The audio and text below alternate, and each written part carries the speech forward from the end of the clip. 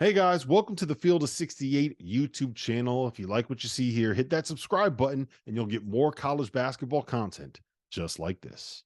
At this hour with Eric Musselman heading to USC. That means that the Arkansas job is open. And Jeff Goodman, you have reported in the last hour that there is a leading candidate who has emerged candidates, but one of the candidates that has been newly reported by you is Chris Beard, the head coach of Ole Miss. What can you tell us about the Arkansas search? Well, right now, I mean, there's two names that have emerged. And again, it's early. Hunter Yurachek has had a couple days here to kind of understand that Muss was probably going to USC. And the two names are Chris Beard of Ole Miss. Hold on. How long ago did we all think Muss was going to USC? I don't know, a week ago. When SMU came open, everybody thought he was going there. Yeah. And then all of a sudden it didn't immediately happen. Then I was like, something's up there. Right. So Tang and Beard. Tang and Beard are the two. All right, so I'm gonna start with Gottlieb here. If you're Hunter Yurachek, the Arkansas AD, who are you hiring? Chris Beard, and why? And okay, so let me play devil's advocate here. Okay. Chris Beard was just hired by Keith Carter, the Ole Miss AD, and he threw him a lifeline, right? Guy couldn't get a high major job because of everything that happened at Texas. Yes. He gives him the job. Yes. If you're Chris Beard, are you really leaving after 1 year? Should you be loyal? Should you be loyal in one more year? Their buyouts are about the same. Should Tang you and be? Beard. Yes. Should you be? Probably, but I mean, what are we doing in this sport? This sport is like preaching to everybody, don't be loyal. Yeah, good. You know? But that doesn't mean Beard has to not be loyal. I understand. Look, he was. How long was he at Little Rock? 1 year. Yes. I mean, you go back. But you go from Little Rock to, well, it was UNLV and then Texas UNLV Tech. for different circumstances. Look, 1 year. Here's my thing. I've been around this thing my whole life. I've covered it as an analyst for 21 years. Okay, I remember the first Chris Beard practice I went to, and I'm like, this dude can coach. Holy shit! Yeah. I don't think you're saying you're. And like, look, I think Jerome's deal is he's so incredibly likable. He's like a force multiplier of joy. Yeah, the energy. You know, and he really is. And Beard's not bad. And look, well, again, you're coming off Muss, and again, I've known Muss a long time. No. Right. Okay? No, Muss to Tang is like that's night opposites. and day. Right. Yeah. Okay. Muss is a force of nature. You're like, we're going to do it. We're going to win. And if you're not on board, be gone. Don't care. Right. And he's going to win. Course. He'll win at USC. Yes, it has a timestamp on it. But what I'm saying, I think what you're saying is that Ole Miss provided Chris Beard a life raft. No question. No, and he understands that. I understand it, but I also think Ole Miss understands who they are. I would guess. What do you think? I think those two names obviously make a lot of sense. I'm looking at Jerome Tang. He just got Dougie McDaniel. He just got his point guard. Not to say that he wouldn't come with him, but there's got to be other people out there. And those two guys, you're going to win. Give me some names. Give me some names. No. You're going to win. You're going to win with both of those guys. But listen. And here's the other thing is like T.J. Otzelberger's not leaving Iowa State to go to Arkansas. Nope. It's rolling. National Coach of the Year candidate. Like I'll give you 17 million reasons why he's not leaving. No question. I listen. But here, and I have a little bit of a different perspective. Yes, of course, because you've actually lived it. I've lived it, but and I know this is a long shot, but a guy like Bryce Drew, and hear me out. He goes to Vanderbilt and it doesn't go well.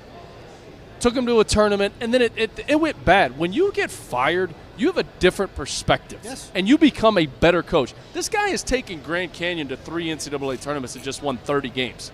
So I know AD, you're going to swing for the fences. If they swing and miss and both those guys stay with their job, Bryce Drew. Interesting to see. No, I mean, I'm behind. not. Well, but you but go hold on. Beard to Bryce Drew isn't even close. Now, I don't know the the baggage. but I'm saying I'm saying look, but I think Bryce Drew is better because of what he went through at Vanderbilt.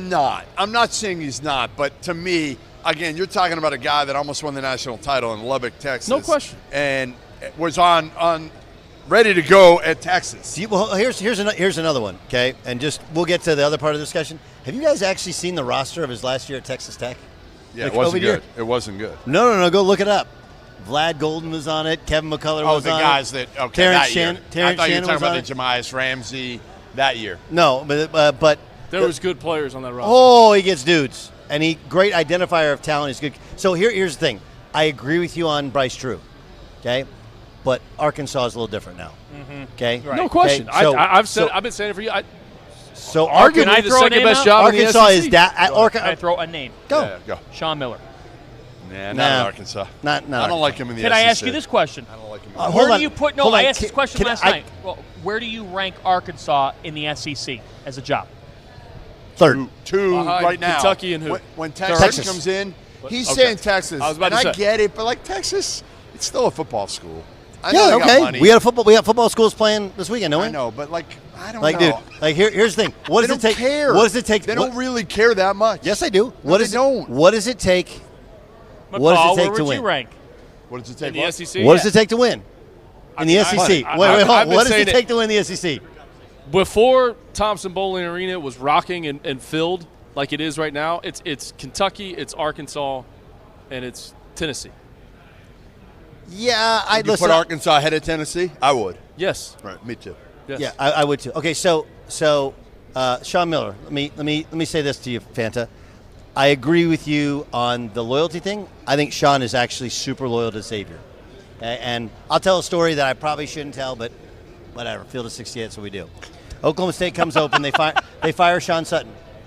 Okay, so I was upset. Sean is a dear friend of mine, and Mike Holder, the AD at the time, called me, talked me down off the ledge, and said, "Hey, I'd really like you to help me. You cover this thing." At that time, I was in my early 30s.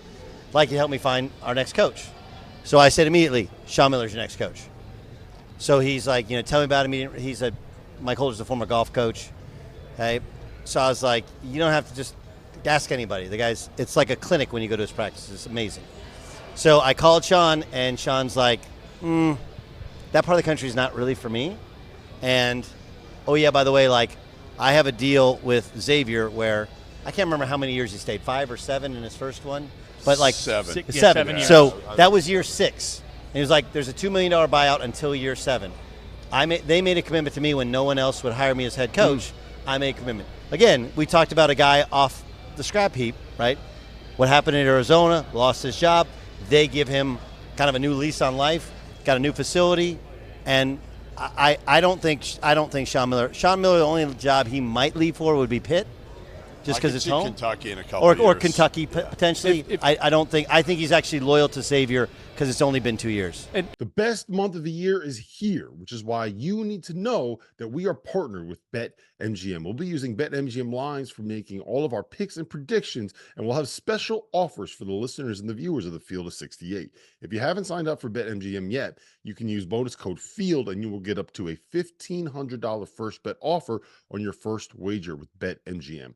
Here's the best part. All you need to do is deposit and bet $10 of your hard-earned money to get it. This is what you have to do to make it work. Download the BetMGM app and sign up using that bonus code FIELD. Deposit at least $10 and place your first wager on any game. You'll get up to $1,500 in bonus bets if your bet loses. Just make sure you use that bonus code FIELD when you sign up. Most importantly, we have some fun stuff coming up for the rest of the NCAA tournament. Bet insurance tokens, college hoops odds boost, and the thing that I love the most, a nice little parlay boost, as well as a ridiculous array of prop bets for anything that you could possibly imagine betting on. From odds on getting to the Final Four to national championship futures, I'm calling it right now. BetMGM is the king of the prop bet. So go download the BetMGM app. Use that code FIELD and sign up today. And while I've got you, a quick request. The best way to support the Field of 68 content you get for free is to engage with us. Rate and review the pod in any podcast app. Like and share the YouTube videos that you enjoy. Tell your friends about us. It all helps in a world where the algorithm is king. And now, back to the show.